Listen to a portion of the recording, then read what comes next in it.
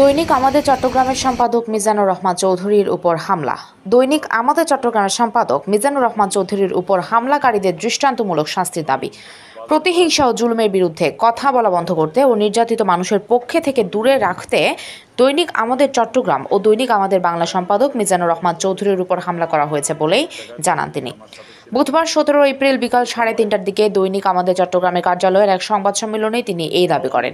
সংবাদ সম্মেলনে তিনি তার উপর সন্ত্রাসী হামলার বিস্তারিত বর্ণনা দেন। তিনি বলেন, গতকাল রাত 8:30টায় আমি কাজিরদেউরি বাজারে বাজার করতে যাই। আমার সাথে ছিল সাংবাদিক মুনির চৌধুরী ও ঢাকা বিশ্ববিদ্যালয়ের সাবেক ছাত্রনেতা ইফতেখার চৌধুরী। এই সময় বাজারের ভিতরে গিয়ে জামাতের আনোয়ারা উপজেলার চেয়ারম্যান প্রার্থী সন্ত্রাসী জামায়াত নেতা ফরিদ মন্ত্রীর এপিএসের দাপট দেখিয়ে আমার কাছে এসে নানা ধরনের অসম্মানজনক ও হুমকি ধামকি দিতে থাকে। আমি প্রতিবাদ করলে বাজারের ব্যবসায়ী ও কর্মচারীরা সন্ত্রাসী ফরিদকে বাজারের বাইরে নিয়ে যায়। সন্ত্রাসী ফরিদ বাজারের বাইরে গিয়ে চকবাজারের শীর্ষ সন্ত্রাসী জসিম সহ কয়েকজন সন্ত্রাসী ডেকে নিয়ে আসে। বাজারের কর্মচারী ও সাধারণ মানুষজন এদেরকে প্রতিরোধ করলে তারা চলে যায়। এই সময় সাবেক ভূমিমন্ত্রীর এপিএস ইমরান হোসেন বাবু সহ পুনরায় আসে। আমি বাজার করে চলে যাওয়ার সময় তারা কয়েকজন সহ আমার উপর হামলা করে। পরে স্থানীয় দোকানদার তাদের ফের ধাওয়া করে আমাকে উদ্ধার করে। পরে কোতোয়ালি থানার পুলিশ এসে আমাকে আইনগত ব্যবস্থা নিতে বলে। আমি তাদের বিরুদ্ধে আইনগতভাবে ব্যবস্থা নিয়েছি। আমি বাজার করার জন্য কাজিরদেউরি বাজারে যাই।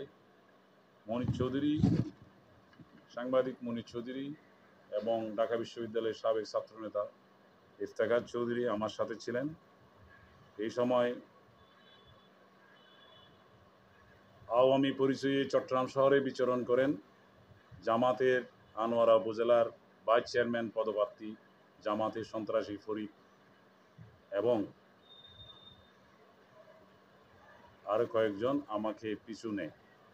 আমি বুঝতে পেরে আমার পাশে গেলে আমি বলি যে প্রতিবাদ করি। তখন কাজিরদেউরি বাজারের লোকজন তাদেরকে বাজার থেকে আমাকে হামলা করবে মনে করেই হামলা আমার মুখ দিকে। তথ্যচিত্রে শহীদুল ইসলাম, PIB 71 টিভি, চট্টগ্রাম।